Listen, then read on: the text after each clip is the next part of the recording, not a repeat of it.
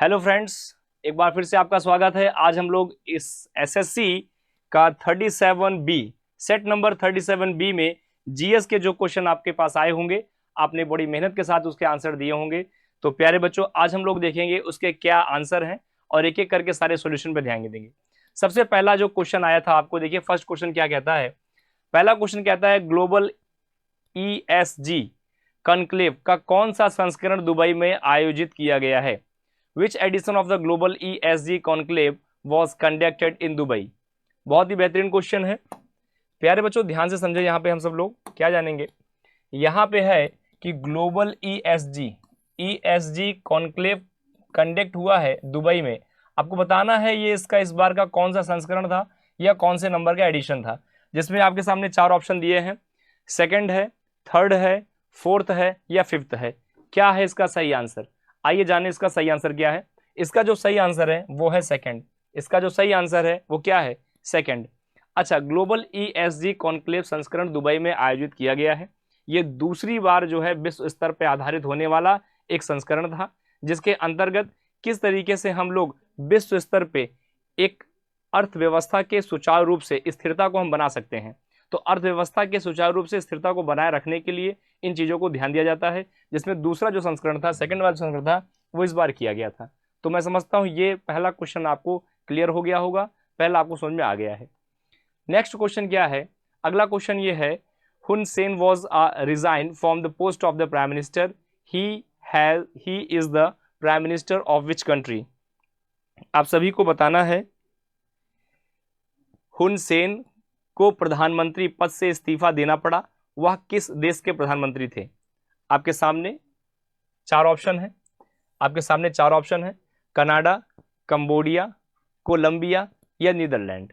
तो हुन सेन किस देश के प्रधानमंत्री थे जिन्होंने हाल ही में अभी अपना इस्तीफा दिया है? तो इसका जो सही आंसर है वो क्या है? कंबोडिया है। अब अगर हम बात करते हैं कंबोडिया की, तो सबसे पहले सब ध्यान दें, अगर बात करते हैं कंबोडिया की, तो कंबोडिया की जो राजधानी है वो है फ्नोम। क्या है? फ्नोम, ये इसकी कैपिटल है। कंबोडिया क्या है? एशिया का एक देश है। और ये एशिया का क्या है? दक्षिण पूर्वी हिस्से में स्थित है। कंबोडिया की राजधानी आपने देखी, क्या नाम है? फ्नोम हो गई है। कंबोडिया अगर कहा जाए तो एक हिंदू राष्ट्र है और हिंदू और बौद्ध धर्म से जुड़ा हुआ एक राष्ट्र है, जहां अभी हाल ही में आपने देखा कि हुन सेन नाम के प्रधानमंत्री ने अपने पद का क्या कर दिया है? अपने पद का इस्तीफा दिया है। तो क्या आंसर है? कंबोडिया। अच्छा, कनाडा की बात करें अगर, कनाडा की कैपिटल, तो कनाडा की कैपिटल कई बार पूछा जाता है, ओटावा है।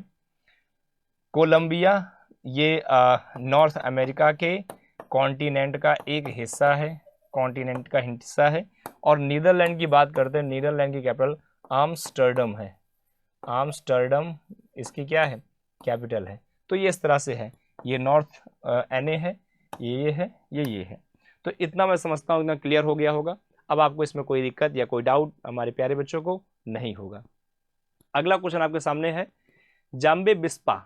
Jumbo Visma cycle racing team जो जोनास विकगार्ड ने फ्रांस में चेस एल्पीज का लगातार दूसरे वर्ष टूर डी फ्रांस का संस्करण कौन सा जीता है?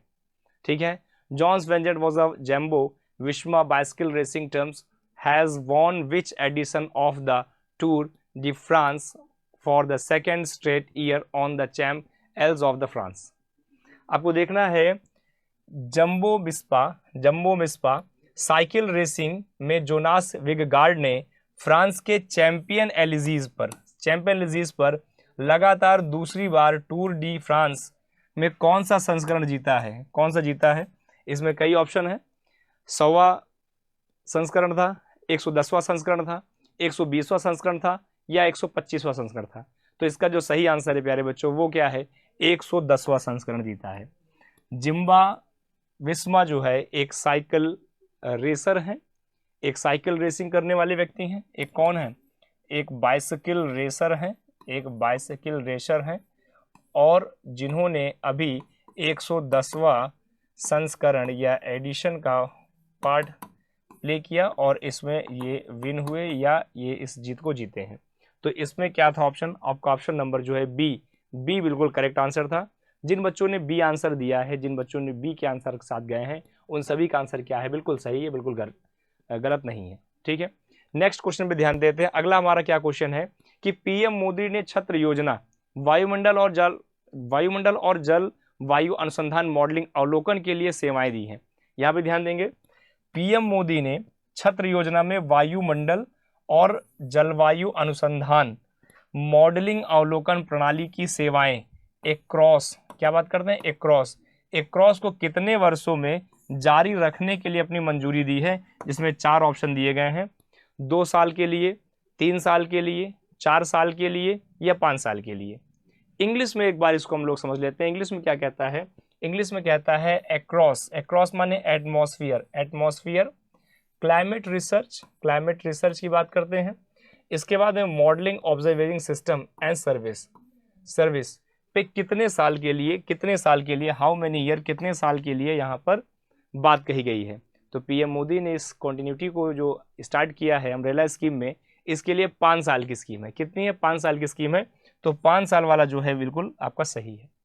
जो भी बच्चे 5 साल के साथ में गए हैं, जिन बच्चों ने 5 साल का आंसर टिक किया था, 5 साल आपने कहा था, आप सभी का आंसर क्या है, बिल्कुल सटीक है, बिल्कुल सही है, इसमें कोई गलती नहीं है प्यारे बच्चों। ओके, नेक्स्ट क्वेश्चन आपके सामने आ चुका है। Which of the following company has confirm its investment in RBL bank by required 3.53% stake 417 crore rupees. ठीक है, निम्नलिखित में से किस कंपनी ने 417 करोड़ रुपए में 3.53% की हिस्सेदारी प्राप्त करने वाली करके RBL बैंक को निवेश की पुष्टि की है। यहां ध्यान देंगे, 417 करोड़ रुपए और 3.53 की हिस्सेदारी प्राप्त करने के लिए RBL बैंक को निवेश करने की पुष्टि की है। तो यहाँ पे क्या ऑप्शन ध्यान देंगे, मारुति है, टाटा मोटर है, अशोक लाइलैंड है या महिंद्रा एंड महिंद्रा है। तो इसके लिए अगर हम सही चलें या सही बात समझे तो क्या हमको मिलेगा, आंसर मिलेगा MM माने महिंद्रा एंड महिंद्रा। तो अभी महिंद्रा एंड महिंद्रा ने क्या किया है, RBL एक बैंक है, RBL बैंक से टाई अप किया है, जिसके तहत 417 करोड़ रुपए की हिस्सेदारी RBL बैंक ने निवेश की है। किसमें की है, महिंद्रा एंड महिंद्रा में, जिसमें हिस्सेदारी का जो परसेंटेज है वो कितना है, 3.53 है। अगर मैं ये कहूँ तो ये आपके करंट का पार्ट है बच्चों, करंट अफेयर के पार्ट से बना ये क्वेश्चन है। तो इस पे भी आप नोटिस करते रहें या ध्यान देते रहें, ये करंट से पार्ट से आया था। तो करंट के भी कई क्वेश्चंस जो है आपके एग्जाम में बनते हैं, एग्जाम में क्वेश्चन जो है पूछे जाते हैं। तो करंट चीजों पे भी आप नोटिस करते रहें, ध्यान देते रहें। अगले प्रश्न में देखते हैं कि फोलिक एसिड को आमतौर पर विटामिन के रूप में जाना जाता है। अब आइए हम बात करते हैं, यहाँ पे दिया गया है फोलिक एसिड। तो फोलिक एसिड की नॉर्मली हम जो जानते हैं वो हम लोग कहते हैं विटामिन B9, क्या कहते हैं, B9 कहते हैं। तो आंसर भी वो क्या मिल जाएगा, B9 मिल जाएगा। लेकिन एक बार हम पहले विटामिन को देख भी लेते हैं, जान भी लेते हैं कैसे। जैसे अगर हम विटामिन की बात करते हैं, विटामिन की बात करते हैं, तो विटामिन का एक सेल नुमा स्ट्रक्चर हम देख पाएंगे, विटामिन का एक स्ट्रक्चर अब देख पाएंगे। कैसे हम इसका स्ट्रक्चर समझ पाएंगे, देखिए विटामिन में अगर हम बेसिकली समझें तो विटामिन पे के जो लक्षण होते हैं वो कुछ इस तरह से होंगे, ऐसे करके, और इस तरह से हम इसको डिवाइड करेंगे। जैसे मान लीजिए एक विटामिन हो गया A, इसके बाद विटामिन हो गया B, फिर हो गया vitamin B2, B3, B5, B6, फिर देख लें विटामिन B7, B9 और एक और देख लें अगर विटामिन B12। तो ये केवल जो है A and B vitamin structure अगर देखें तो ऐसा है। और अगर केवल विटामिन B9 की बात करें तो B9 को हम कहते हैं फोलिक एसिड। तो इसकी ये आयरन की कमी होती है। अगर बॉडी में ब्लड लैक ऑफ ब्लड, अगर कहें लैक ऑफ ब्लड, अगर ब्लड की कहीं कमी आती है तो इस लिए हम विटामिन B के कंटेंट का यूज़ करते हैं ज़्यादातर ये। जबकि अगर A की बात करते हैं तो A मतलब कि रेटिनॉल, ठीक है, जिससे रतौंधी वगैरह की बीमारी होती है, रतौंधी होती है। जबकि विटामिन B वाली बात करते हैं तो इससे हमको क्या दिखता है, अल्प रक्तता मिलती है, अल्प रक्तता ऐसे। अच्छा, इनके अलावा भी विटामिन होते हैं, जैसे अगर हम बात करें विटामिन सी होते हैं, डी होते हैं, ई होते हैं, के होते हैं, ये अन्य भी विटामिन होते हैं। सबका अलग अलग यूज़ होता है, अलग अलग टर्म्स होते हैं, वो अलग अलग जगहों पर इनके बारे में हम समझेंगे जब नेक्स्ट में क्वेश्चन आएगा। तो आपको फिलहाल इतनी बातें ध्यान देनी है। तो मैं समझता हूँ यहाँ तक आपको कोई डाउट नहीं हुआ होगा बच्चों, यहाँ तक आपको पूरा क्लियर हो गया होगा। अगला क्वेश्चन हमारे सामने है, फोटोडायनेमिक थेरेपी का उपयोग के इलाज के लिए किया जाता है। क्या अगला क्वेश्चन है? अगला क्वेश्चन है कि photodynamic therapy can be use treated, किसके लिए यूज करते हैं फोटोडायनेमिक के लिए? त्वचा कैंसर के लिए, रक्त कैंसर के लिए, लीवर कैंसर के लिए, या उपरोक्त में से कोई नहीं?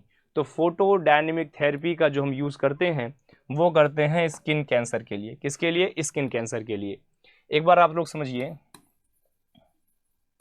अगर हम बात करते हैं फोटोडायनामिक, फोटोडायनेमिक मेनली हम जानते हैं डर्मेटोलॉजिस्ट के टर्म में। किसमें जानते हैं? डर्मेटोलॉजिस्ट के टर्म में इसको जानते हैं। और इसके लिए जो बेसिकली काम होता है वो होता है किसके लिए? वो होता है फोटोडायनामिक डायनेमिक के लिए। और यहाँ पे स्किन से जुड़ी हुई जितनी बीमारियां होती हैं वो स्किन कैंसर की बीमारियों क्या करता है? यहाँ कवर्ड करता है। ये इस तरह, तो स्किन से जुड़ी जो बीमारियां हैं उनको हम क्या करते हैं? यहाँ कवर्ड करते हैं। तो ये हिस्सा होता है, ठीक है।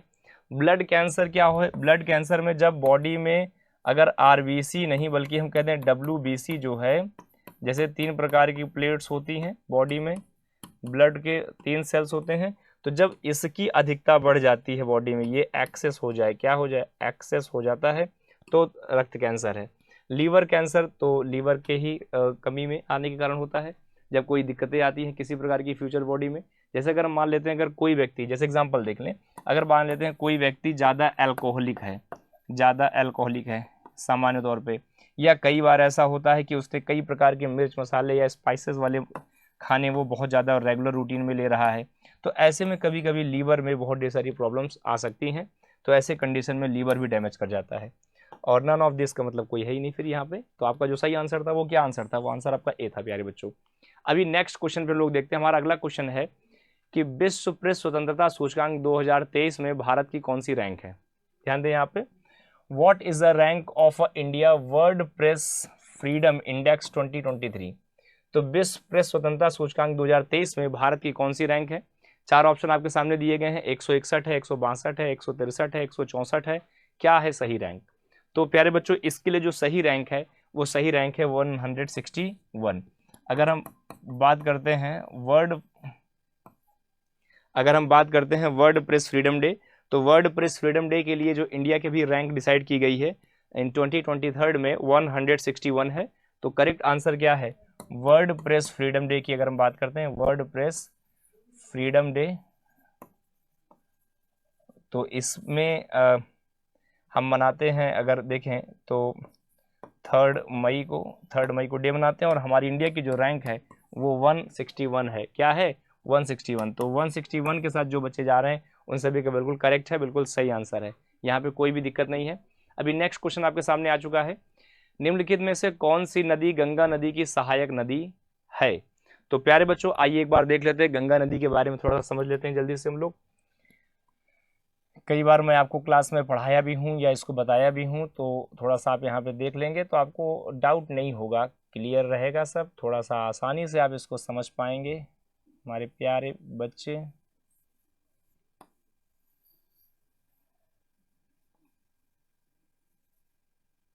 ऐसे अब अगर हम बात करते हैं गंगा रिवर को, तो गंगा रिवर अगर देखें तो यहाँ इस इतने एरिया में ये जो है उत्तराखंड का क्षेत्र है। और यहाँ से अगर हम कहें तो गंगा नदी निकलती है, गंगा की एक धारा यहाँ और एक धारा यहाँ जाती है। अगर हम इसको थोड़ा सा अलग बनाएं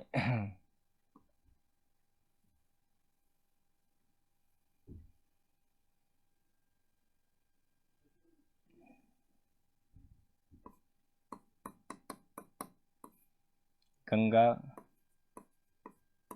नदी, अब अगर हम बात करते हैं गंगा नदी की, तो जो गंगा नदी है अगर हम उसकी सहायक नदियों की बात करें, सहायक नदियों की अगर हम बात करें तो सहायक नदियों में सबसे पहले ऊपर से अगर हम जाएंगे तो यहाँ पे हमको रामगंगा, इसके बाद में गोमती, घाघरा,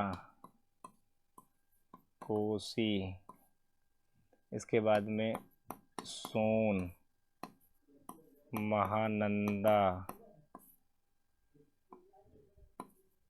दामोदर,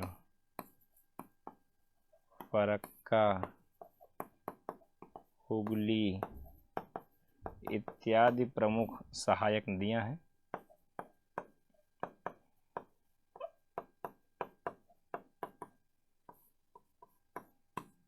सहायक नदियां हैं।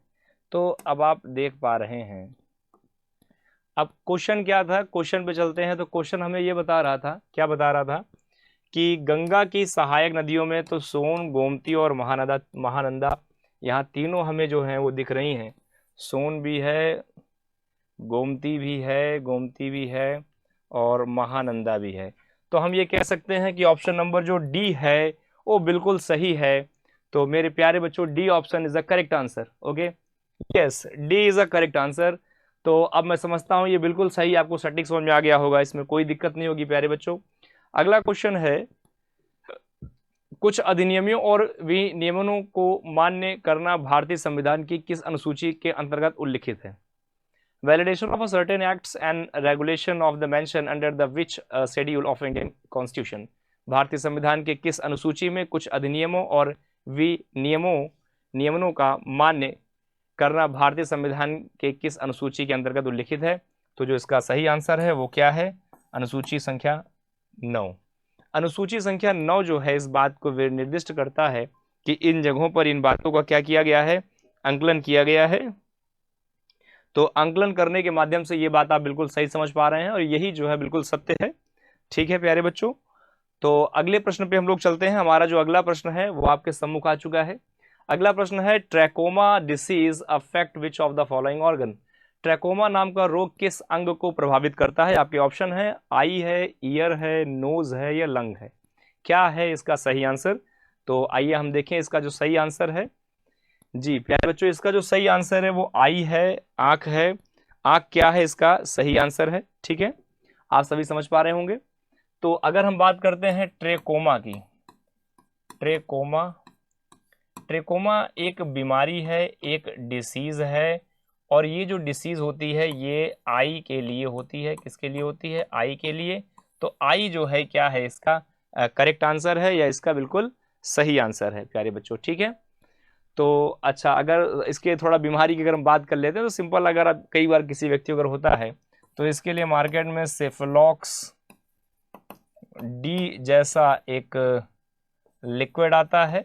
लिक्विड जिसका आप यूज़ कर सकते हैं, आँख को थोड़ा सा ठंडा रखता है और पेन वगैरह में थोड़ा सा आराम देता है बच्चों को। ठीक है, तो जो करेक्ट आंसर है वो क्या है? ईयर आई है, I is correct answer. Very good. Next है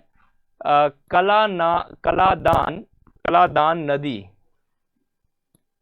नेक्स्ट आपके सामने, कलादान नदी निम्नलिखित में से किस राज्य में बहती है? आइए बच्चों समझे इसको। कलादान जो नदी है वो मिजोरम में बहती है। एक बार हम अगर भारत के पूर्वी क्षेत्र को देख लें तो नॉर्थ ईस्टर्न जो स्टेट है हमारा वो कुछ इस तरह से, हमारा नॉर्थ ईस्टर्न स्टेट है, इस तरीके से है। ये हमारा है नॉर्थ ईस्टर्न स्टेट है ये। और अब अगर हम बात करते हैं मिजोरम, तो ये आपको जो हिस्सा दिखता है ये है मिजोरम, जो मीजो पहाड़ी से कवर्ड है और यहीं पर जो नदी बहती है उसका नाम है कलादान नदी। क्या नाम है? कलादान नदी। तो कलादान नदी जो है वो यहीं बहती है और इसके लिए जो हमारा फर्स्ट है वो बिल्कुल करेक्ट आंसर है, बिल्कुल सही आंसर है। आप इस तरह से देख पाएंगे। अगर ये हिस्से को बात करें तो ये जो हिस्सा हमारा इस तरह से है, ये हिस्सा कहलाता है हमारा अरुणाचल प्रदेश। इस वाले बाउंड्री के साइड में आएंगे तो ये असम का हिस्सा हो जाएगा। इधर अगर देखेंगे थोड़ा सा ये, तो ये नागालैंड का हिस्सा है। यहाँ आ गए, ये मणिपुर का हिस्सा है, और इस पे आ गए तो ये आपका हिस्सा MZ से, देन इस पे आ गए तो ये त्रिपुरा से। तो इस तरह से जो है अलग अलग जगहों पर इन्हें हम सेवन सिस्टर भी कहते हैं, और यहाँ पे 7 स्टेट जो हैं भारत के पूर्व क्षेत्र में क्या है, विद्यमान है या पाए जाते हैं। तो मैं समझता हूँ यहाँ तक की बातें आपको क्लियर होंगी। जैसे कर्नाटक में बात करते हैं, कर्नाटक में हमारी कृष्णा रिवर का फ्लो है। हिमाचल प्रदेश में अगर बात करते हैं तो वहाँ पे आपको दिखता है नहीं, सतलज रिवर का फ्लो है। जैसे गोवा में जाते हैं तो गोवा में आपको मांडवी नदी मिलती है, क्या मिलती है, मांडवी नदी मिलती है, जवारी मिलती है। तो इस तरह की बहुत से नदियाँ जो हैं अलग अलग लोकेशन पे हैं, अलग अलग जगहों पर हैं। तो मैं समझता हूँ यहाँ तक की बातें आपको स्पष्ट होंगी, कोई डाउट नहीं होगा, यहाँ तक आपको क्लियर हो चुका होगा। नेक्स्ट क्वेश्चन पे हम ध्यान देते हैं। Cotopaxi volcano is situated in which of the following country. तो यहाँ पे ध्यान दे, अब कोटोपैक्सी क्या है, एक ज्वालामुखी है, और ज्वालामुखी ये किस देश में आता है। तो इसका जो सही आंसर होगा वो आंसर हो जाएगा इक्वाडोर के पास में। हमें कहाँ मिलेगा इसका आंसर, ये इक्वाडोर पे। तो आइए हम लोग पहले ध्यान दें वोल्केनो किस तरह से आता है। अगर हम बात करते हैं इस तरह से पृथ्वी की, अर्थ की बात करें, तो अर्थ पे जो ऐसा लोकेशन हो, जैसे अगर हम बात करते हैं ये 0 डिग्री है, और इस पार्ट को हम कहते हैं इक्वेटर का हिस्सा, इस पार्ट को हम कहते हैं इक्वेटर का हिस्सा, या इक्वेटर का टर्म होता है। अब हम क्या देखेंगे, जैसे कि पृथ्वी पर ऐसे सरफेस है और यहाँ इस तरह का क्षेत्र है ऐसे, तो इस तरह के रीजन पे, इस तरह के पार्ट पे होता ये है कि एक लावा नुमा आकृति जो है वो बाहर निकलती है ऐसे। जिस पॉइंट से ये हिस्सा बाहर निकलता है, जिस पॉइंट से निकलता है उस पॉइंट को हम कहते हैं क्रेटर, और क्रेटर के अंदर वाले हिस्से से यहाँ से फॉग की आकृति आती है, और कुछ क्षण के बाद में ये हो जाता है वोल्केनो इरप्शन, वोल्केनो इरप्शन हो जाता है ऐसे। ये क्या हो जाता है, वोल्केनो इरप्शन। वोल्केनो इरप्शन के बाद में ये जो पूरी हिस्से है या ऐसा हिस्सा है, तो इसके अंदर से अलग अलग जगहों पर प्लेट्स ऐसे आती हैं। जैसे फर्स्ट पॉइंट पे आता है तो उसे हम लोग कहते हैं इग्नियस रॉक, इग्नियस रॉक। अगर यही सेकंड का हिस्सा बन जाता है तो वहाँ हो जाता है मेटामॉर्फिक रॉक ये, और अगर यही थर्ड का हिस्सा बन जाता है तो हम उसको बोलते हैं सेडिमेंट्री रॉक। क्या बोलते हैं, सेडिमेंट्री रॉक्स। तो इस तरह से अलग अलग रॉक्स बनते हैं, और इनके इंटरनल पार्ट से जो निकलने वाला पार्ट होता है वो हमारा वोल्केनो का हिस्सा कहलाता है। वोल्केनो की 3 कैटेगरी होती है, जिसमें हम एक्टिव, डोरमेंट और एक्सटिंक्ट समझते हैं। तो इसका जो आंसर था ये। अच्छा, जापान की अगर बात करें तो जापान में जो आता है वोल्केनो उसका नाम है फ्यूजियामा। हिंदी में आप कहेंगे तो फ्यूजियामा बोलेंगे, इंग्लिश में बोलेंगे फ्यूजियामा। चाइना, ऑस्ट्रेलिया में वोल्केनो के पार्ट नहीं मिलते, चाइना में है लेकिन वो नगण्य है। म्यांमार के पास में है जो पोपा है या देवबंद का हिस्सा है, लेकिन वहाँ पे भी नगण्य ही है। ठीक है, तो अगला प्रश्न आपके सामने आ चुका है। नेक्स्ट क्वेश्चन है, क्या है अगला क्वेश्चन हमारा? अगला क्वेश्चन है कि what is the object of the monetary policy of RBI. आपको देखना है कि मॉनेटरी पॉलिसी का क्या ऑब्जेक्ट होता है आरबीआई के रिस्पेक्ट में। मॉनेटरी पॉलिसी का क्या एस्पेक्ट है, क्या ऑब्जेक्ट है आरबीआई के लिए? तो ensuring the inflation and price stability, ये हो जाता है मुद्रास्फीति, मुद्रास्फीति और मूल्य स्थिरांक सुनिश्चित करना। क्या पहला सही है? इस अनस्टेबल इकोनॉमिक ग्रोथ, अस्थिरता के साथ विकास, नो, ये बिल्कुल नहीं सही है। बोथ ए और बी, ए तो सही है लेकिन बी नहीं सही है ए तो सही है लेकिन बी नहीं सही है इसमें, तो ये गलत हो जाएगा। तो फर्स्ट ही जो है, फर्स्ट होना चाहिए आपके लिए आंसर। तो ऐसे में जो फर्स्ट आंसर है वो क्या है, एकदम क्लियर है, बिल्कुल क्लियर है। एक बात आप समझ लीजिए, अगर हम बात करते हैं आरबीआई की, तो आरबीआई जो है 1926 में एक कमेटी बनी, फिर 1934 में, फिर 1935 में, फिर 1949 में। इस तरीके से आरबीआई का डेवलपमेंट इंडिया में दिखता है, और इसी के अंतर्गत आरबीआई क्या करती है, मॉनेटरी पॉलिसी बनाती है। और जो मॉनेटरी पॉलिसी बनती है उसके अंदर 2 प्रकार के टूल जो हैं हमें दिखते हैं। एक दिखता है हमें डायरेक्ट टूल और एक हमें दिखता है इनडायरेक्ट टूल। इनडायरेक्ट टूल, तो एक डायरेक्ट है और एक इनडायरेक्ट, तो ये दो प्रकार के टूल होते हैं इस तरह से, और ये दोनों टूल क्या करते हैं, अलग अलग डायरेक्शन में काम करते हैं। तो इससे हम मुद्रास्फीति और मूल्य स्थिरांक को क्या करते हैं, सुनिश्चित कर पाते हैं। तो ये सिस्टम होता है उस जगह पर। तो ये बिल्कुल सही है। अब आपके सामने एक अगला क्वेश्चन आ चुका है। नेक्स्ट क्वेश्चन हमारा क्या कहता है कि निम्नलिखित में से किस संशोधन को लघु संविधान कहा जाता है। यहाँ ध्यान दीजिए, क्वेश्चन लिखा है कि लघु संविधान किसे कहा जाता है। तो लघु संविधान क्या है ये हमको बताना है। तो आइए ध्यान देते हैं। हमें याद है कि 42वां जो संविधान संशोधन हुआ था, 42वां जो संविधान संशोधन हुआ है, और ये कब हुआ है, ये 1976 में हुआ है। तो 1976 में हुआ है, जिसे एक लघु संविधान की संज्ञा दी गई। और लघु संविधान में एक नहीं, बहुत ढेर सारे टर्म्स को, बहुत ढेर सारी चीज़ों को इसमें जोड़ दिया गया। बहुत ढेर सारे टर्म को क्या कर दिया गया, इसमें जोड़ दिया गया है। अच्छा, जोड़ने पे हमें क्या मिलता है, जैसे अगर हम बात करते हैं कि हमारे प्रस्तावना में परिवर्तन था, प्रस्तावना में परिवर्तन था, जिसके अंतर्गत आपने पढ़ा होगा, कभी सुना होगा, केशवानंद भारती, माफ करेंगे, केशवानंद भारती, क्या कहेंगे, केशवानंद भारती, ठीक है, बनाम भारत संघ। भारत संघ का एक मुकदमा था जो 1973 से प्रारंभ होकर 76 तक जो है संविधान में अंकित कर दिया गया। तो 42वां संविधान संशोधन जो था सही था। 22वां, 62वां, 52वां ये सब नहीं है, इसे लघु संविधान कहते हैं। तो आंसर जो है इसमें आपका जो है फर्स्ट होना चाहिए। तो जो व्यक्ति फर्स्ट के साथ में गए थे वो बिल्कुल सही थे। रिमेनिंग जो था आपका वो क्या था, वो सही नहीं था, वो गलत था प्यारे बच्चों। अब अगला क्वेश्चन आपके सामने आ चुका है कि टिहरी बांध निम्नलिखित में से किस नदी पर है। तो आइए एक बार हम लोग समझते हैं, जैसे बात करते हैं। आप देखते हैं कि अगर हम बात करते हैं उत्तराखंड की, अगर हम बात करते हैं उत्तराखंड की, तो उत्तराखंड में अगर जाएं तो वहाँ पे आपको 4 धाम दिखते हैं। 4 धाम दिखते हैं इस तरह से, कुछ ऐसे करके, जिसमें सबसे नीचे का हिस्सा जो है उसे हम लोग कहते हैं यमुनोत्री। उसके बाद का हिस्सा जो है उसे कहते हैं गंगोत्री। उसके बाद का जो हिस्सा है उसे हम लोग कहते हैं केदारनाथ। और उसके ऊपर जाते हैं तो यहाँ हो जाता है हमारा बद्रीनाथ। और बद्रीनाथ के ऊपर भी अगर हम जाते हैं तो यहाँ इस जगह पर हो जाता है ऐसे हो जाता है संतोपतवाहिनी। ये हो जाता है ऐसे।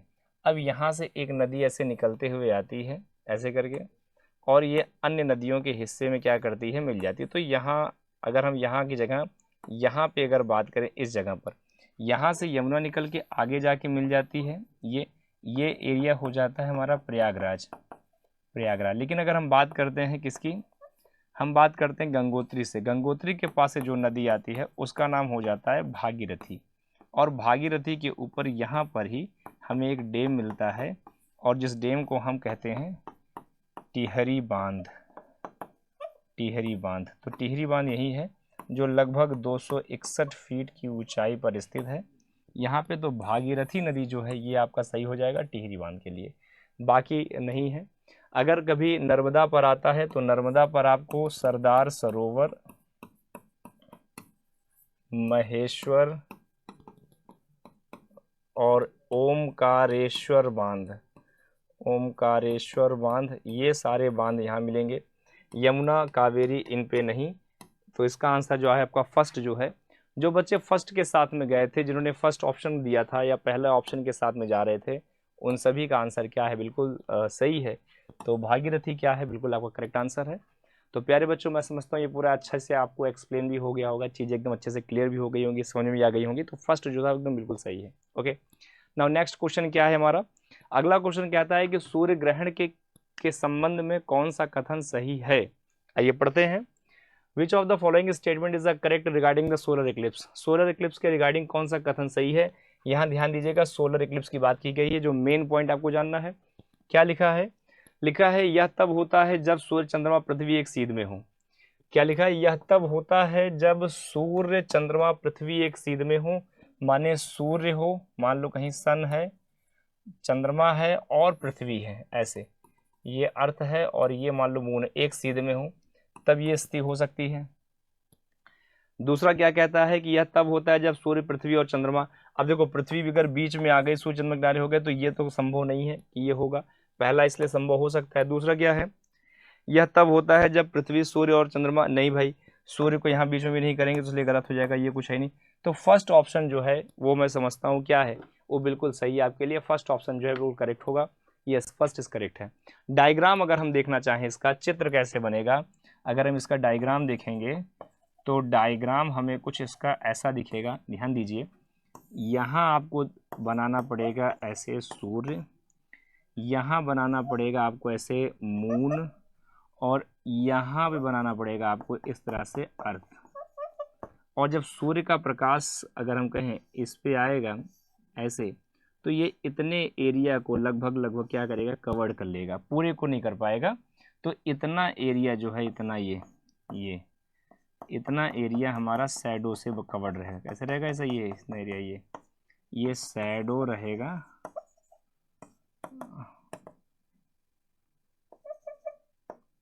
तो इस तरह से ये होती है चीज़ें ऐसे। तो इस तरह की कुछ आकृति बनेगी, आप सोलर सिस्टम में इस पार्ट को इस तरह से समझा सकते हैं। तो ये सूर्य ग्रहण की चीज़ें होंगी। अब अगले पार्ट को देखें हम, ठीक है। अगला क्या क्वेश्चन है हमारा, which South Asian country has adopted the gross national happiness as an index in the well-being of its citizen। किस दक्षिण एशियाई देश ने अपने नागरिकों की भलाई के लिए सूचकांक के रूप में सफल राष्ट्रीय खुशी को अपनाया है। अब यहाँ ध्यान से हम समझ सकते हैं कि किस दक्षिण एशियाई देश ने, तो एशिया का साउथ हिस्सा है, अच्छा 4 के 4 देश भी साउथ हिस्से में, बांग्लादेश, पाकिस्तान, भूटान और श्रीलंका, ठीक है। तो यहाँ क्या देखना है कि सकल राष्ट्रीय खुशी मतलब happiness index, national happiness index किस राष्ट्र ने अपनाया है, ये हमको बताना है। तो इसका जो सही आंसर है वो क्या है, भूटान है। क्या आंसर है इसका, भूटान है। आइए लोकेशन में अगर हम इसको समझें या देखने का प्रयास करें तो लोकेशन कुछ इस तरह से हमको दिखेगा, जैसे ये हमको भारत दिखता है इस तरह से, ऐसे करके ये भारत का ऐसे है, मान लीजिए ऐसे करके ये भारत का हिस्सा आपको दिख रहा है इस तरह से, ये यहाँ पे ऐसे। और अगर हम ये कहें तो यहाँ ये हिस्सा पड़ता है नेपाल का, इसके बाद यहाँ हमारे इंडिया का एक स्टेट पार्ट है इस तरह से, यहाँ ऐसे इंडिया का स्टेट पार्ट है, और यहीं पर ये हिस्सा जो है, ये हिस्सा जो है ये भूटान का है। भूटान की राजधानी अगर कहें तो इसकी राजधानी है थिम्पू, और यहाँ पे नगल ट्रेम नाम की मुद्रा जो है वो चलती है, और ये हैप्पीनेस इंडेक्स में अभी काउंट होने वाला दक्षिण पूर्वी एशिया का एक देश बना हुआ है, ठीक है। तो ये वाला हिस्सा इसको आप बताएंगे, ये वाला हिस्सा। तो मैं समझता हूँ इतना आपको क्लियर हो गया होगा। नेक्स्ट क्वेश्चन आपके सामने है, धार्मिक स्वतंत्रता का अधिकार किस अनुच्छेद के अंतर्गत आता है। बहुत अच्छा ऑप्शन है, बहुत अच्छा क्वेश्चन है। ऑप्शन 4 इसमें दिए गए हैं, तो देखिए क्या है। धार्मिक स्वतंत्रता की बात की गई है जिसमें 4 ऑप्शन दिए गए हैं। आर्टिकल 25 से लेकर 30 की बात की गई है।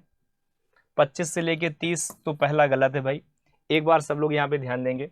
अगर हम बात करते हैं फंडामेंटल राइट की, अगर हम बात करते हैं फंडामेंटल राइट की, तो फंडामेंटल राइट में हमारे पास 5 राइट है टोटल। अगर अभी देख लें, पहले 7 थे, माफ़ कीजिएगा एक कम है, इस समय 6 अधिकार हैं। तो जिसमें अगर हम बात कर लेते हैं कि कौन कौन से अधिकार हैं, तो सबसे पहला हो जाता है इक्वलिटी राइट।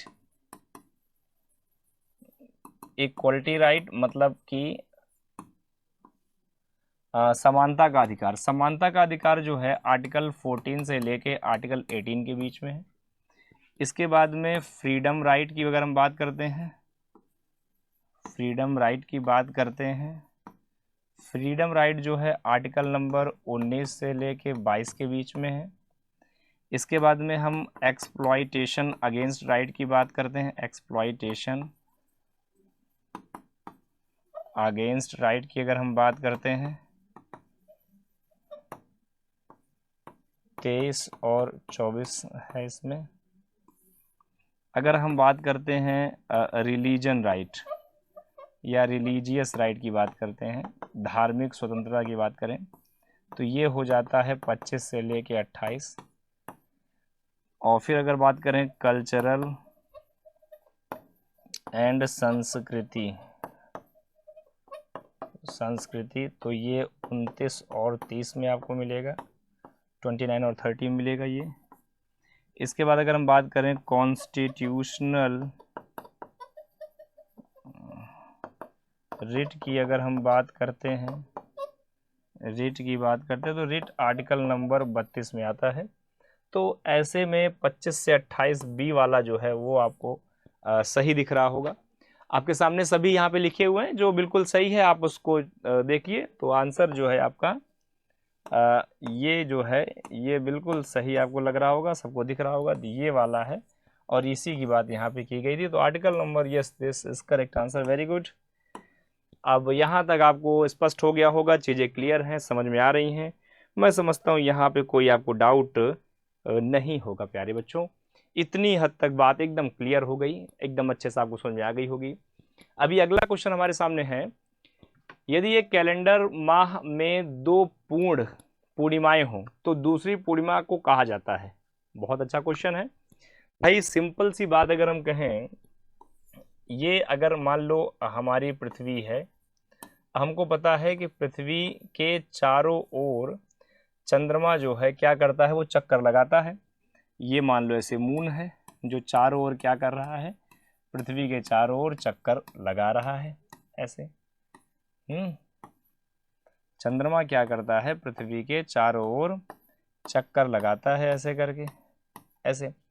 तो अगर मान लेते हैं कि चंद्रमा क्या करता है, पूर्णिमा ये है इस तरह से। और अगर यहाँ बात करते हैं, यहाँ अगर मान लो यहाँ भी पूर्णिमा हो जाए, यदि 2 बार पूर्णिमा आ जाए, 2 टाइम अगर पूर्णिमा आ जाए, तो ऐसी स्थिति को हम कहते हैं ब्लू मून। क्या कहते हैं इसको हम लोग, ब्लू मून। तो ब्लू मून जो है, blue moon is a correct answer. तो इसका जो सही आंसर होना चाहिए वो क्या हो जाएगा, ब्लू मून। जो भी हमारे प्यारे बच्चे ब्लू मून के साथ में जा रहे हैं, ब्लू मून जिन्होंने किया था आंसर, उन सभी का बिल्कुल करेक्ट है, बिल्कुल सही आंसर है। तो प्यारे बच्चों, मैं समझता हूँ ब्लू मून क्या है आपने बिल्कुल सही बताया होगा या सही किया होगा। यहाँ तक कोई डाउट, कोई दिक्कत नहीं होगी मेरे प्यारे सभी बच्चों को। यहाँ तक के सारे कॉन्सेप्ट क्लियर हो गए होंगे। मैंने पूरी तरीके से विस्तार बताने का प्रयास किया। जो करंट अफेयर के पार्ट थे उन जगहों पर मैंने, चूँकि उसका कोई बहुत ज़्यादा एक्सप्रेशन नहीं होता बेटा, उसमें केवल शॉर्ट्स में एक क्वेश्चन, एक ऑप्शन बताया जाता है कि भाई इसका ये सही है, और सही है तो क्यों सही है वो मैं आपको अंकित करता हूँ। अब उसी तरीके से अब अगला प्रश्न आपके सामने आ चुका है। हमारा जो अगला प्रश्न है वो क्या है, पर्यावरण संरक्षण अधिनियम 1986 निम्नलिखित में से किस अनुच्छेद के अंतर्गत आता है। देखिए भाई, अगर हम बात करते हैं, आप सभी को ये पता होगा या आप जानते होंगे कि 1984 में भोपाल गैस त्रासदी हुई थी, जिसमें बहुत ढेर सारे निर्दोष, बेबस और लाचार लोग भोपाल गैस त्रासदी में बेचारे मारे गए। और जब मारे गए तो उसमें मेथिल आइसोसाइनाइड नाम की जो गैस थी, इस गैस का रिसाव हुआ था और इस गैस के रिसाव होने से बहुत ढेर सारे व्यक्ति मारे गए। तो बाद में सरकार को लगा कि नहीं, हमें अब इस पर्यावरण को लेकर कोई अधिनियम बनाना चाहिए, पर्यावरण को लेकर कोई हमें बड़ी बात करनी चाहिए। तो पर्यावरण के लिए क्या किया गया था, 1986 में एक पर्यावरण अधिनियम बनाया गया, ठीक है। अच्छा, पर्यावरण अधिनियम को अगर हम कहें तो हमारे भारतीय संविधान से भी इसका जोड़ है।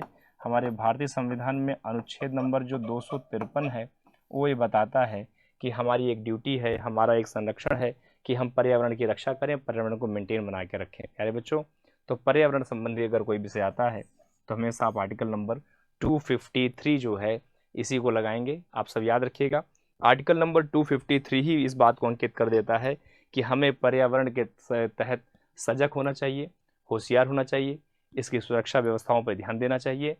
देखिए, अगर पर्यावरण है तो जीवन है, जीवन है तो हमारा फ्यूचर है। तो प्यारे बच्चों, अगला क्वेश्चन आपके सामने आ चुका है। अब जो हमारा अगला क्वेश्चन है वो ये कहता है, भारत में राजस्व संग्रहण में किस कर का योगदान सर्वाधिक है? बहुत ही अच्छी बात है। क्वेश्चन ध्यान दें, अगर हम बात करते हैं रेवेन्यू की, तो गवर्नमेंट ऑफ इंडिया का जो रेवेन्यू है या जो टैक्स है, वो टैक्स है सबसे ज़्यादा मैक्सिमम पार्ट कौन देता है टैक्स के पार्ट से? मैक्सिमम पार्ट कौन देता है टैक्स के पार्ट से?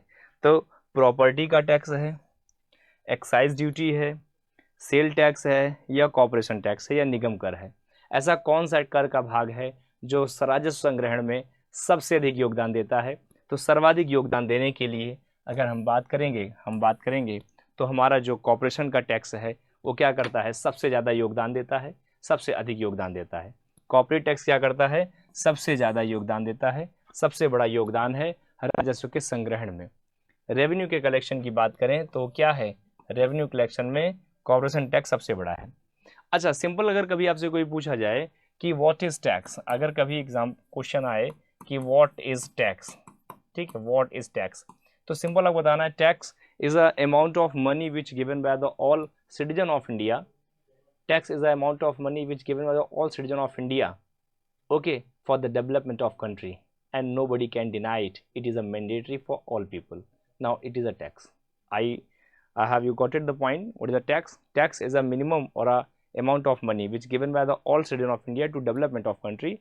Nobody can deny it. It is a mandatory for all peoples. Okay. Now next question.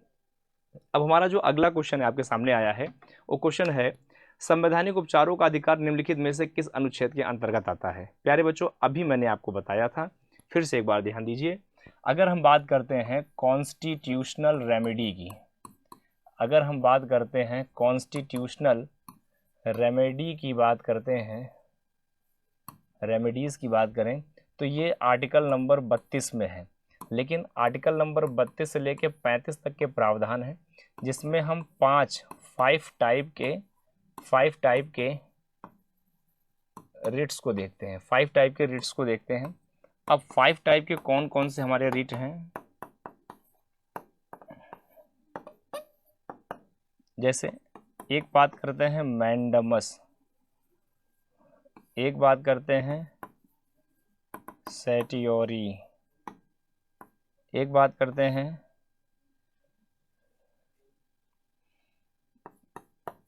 Prohibition, एक बात करते हैं क्यू वारंटो, एक हम बात करते हैं मैंडमस, सेटियोरीज, प्रोहिबिशन, क्यू वारंटो, और एक बात करते हैं हम लोग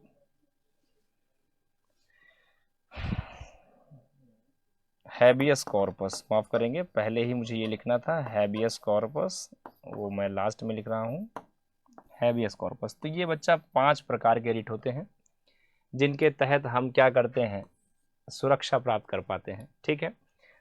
अब हैबियस कॉर्पस माने बंदी प्रत्यक्षीकरण, क्यू वारंटो माने अधिकार परीक्षा, प्रोहिबिशन माने निषेध या प्रतिषेध, सेटियोरीज माने उत्प्रेषण, और मैंडमस की बात करते हैं तो मैंडमस का मतलब क्या होता है? परमादेश। तो ये है इसका सही। अब देखिए, बिल्कुल फर्स्ट जो है ऑप्शन था वो बिल्कुल करेक्ट था, आप लोगों ने अभी देखा, बिल्कुल सही था। अगला क्वेश्चन आपके सामने है हु अटैक, नेक्स्ट क्वेश्चन आपके सामने है who attack and the looted the famous Somnath temple in 1026 AD। 1026 में मतलब 1026 में प्रसिद्ध सोमनाथ मंदिर पे किसने आक्रमण किया और इसे लूटा था? तो प्यारे बच्चों, आपको याद है ये उस समय का जो समय है, टाइम पीरियड है महमूद गजनबी का। तो एक बार इसको हम लोग देखते हैं ध्यान से। अगर हम बात करते हैं महमूद गजनबी की, तो महमूद गजनबी के समय काल में 1026 ईस्वी में महमूद गजनबी ने सोमनाथ मंदिर पे आक्रमण किया, और उस समय वह गुजरात में जो राजा थे वो कौन थे? भीमदेव सेकंड राजा थे उस समय, भीमदेव द्वितीय थे। और भीमदेव द्वितीय किस वंश के थे? ये सोलंकी वंश के थे। किस वंश के? सोलंकी वंश थे। अच्छा, इसी युद्ध के दौरान महमूद गजनबी ने बहुत ढेर सारा, लगभग कहा जाता है कि 20 टन सोना ये लेके चला गया था। और यही इसी युद्ध में इस महमूद गजनबी का नाम मूर्ति भंजक पड़ गया था। क्या नाम पड़ गया था इसका? मूर्ति भंजक पड़ गया था। तो मूर्ति भंजक इसका नाम पड़ गया और इस नाम को तब अंकित किया गया, इस नाम को तब याद किया गया है। तो इसमें जो सही आंसर हो जाएगा वो क्या हो जाएगा? महमूद गजनबी। इस बात का प्रमाण भी हमें कहाँ से मिलता है? हमें प्रमाण मिलता है किताबुल हिंद और तहकीक-ए-हिंद, जो फिरदौसी और अलबरूनी के द्वारा लिखी गई अंकित पुस्तकें थीं, वहाँ से हमें इसके बारे में सटीक और संपूर्ण जानकारी मिलती है प्यारे बच्चों। तो ये था, इसका आंसर क्या है? फर्स्ट आंसर बिल्कुल सही है। अब आपके सामने एक अगला क्वेश्चन आ चुका है हमारा। अगला प्रश्न कहता है कि Indian constitution introduce the Panchayati Raj system in which of the following part. Panchayati Raj system को किस पार्ट में डिफाइन किया गया है? किस भाग के अंतर्गत पंचायती राज व्यवस्था की शुरुआत की गई है? आपके सामने कई ऑप्शन यहाँ पे दिख रहे हैं। पार्ट नंबर 2 है, पार्ट नंबर 4 है, पार्ट नंबर 9 है या पार्ट नंबर 12 है। तो प्यारे बच्चों, क्या है इसका सही आंसर? वैसे मैं बता दूं, इसका जो सही आंसर है वो पार्ट नंबर क्या है? सी है। पार्ट नंबर सी में क्या किया गया है? पंचायत राज व्यवस्था को बताया या समझाया गया है। तो आपका जो आंसर हो जाएगा पार्ट नंबर 9। पार्ट नंबर 9 में ही पंचायती राज व्यवस्था को बताया गया है। तो पंचायती राज व्यवस्था यहीं पर अंकित की गई है, जो आर्टिकल 243 से लेके 243 ओ तक, ये इतना है वहाँ पर। ठीक है ये। अच्छा, यहाँ पे अगर देखें हम लोग भाग नंबर 2 में, तो भाग नंबर 2 में नागरिकता का प्रावधान बताया गया है। भाग नंबर 4 में बात करें तो नीति निदेशक तत्व के बारे में बताया गया है। नीति निदेशक तत्व के बारे में बताया गया है। भाग नंबर 12 की अगर हम बात करें तो यहाँ पे संविदाओं का प्रावधान है। संविदाएं, वित्त विषय, इनका जो है प्रावधान है। तो इस तरीके से है। तो आपका ऑप्शन जो था वो क्या था? सी सही था प्यारे बच्चों। क्या आंसर था? बिल्कुल C. C is the correct answer. Remaining जो है अलग अलग विषयों पे यहाँ बताई गई चीज़ें थी। तो प्यारे बच्चों, थैंक यू वेरी मच। मैं समझता हूँ आज का सेशन आपको बहुत अच्छा लगा होगा, चीज़ एकदम क्लियर होंगी। नेक्स्ट सेशन में मिलेंगे, तब तक चलिए थैंक यू एंड बाय।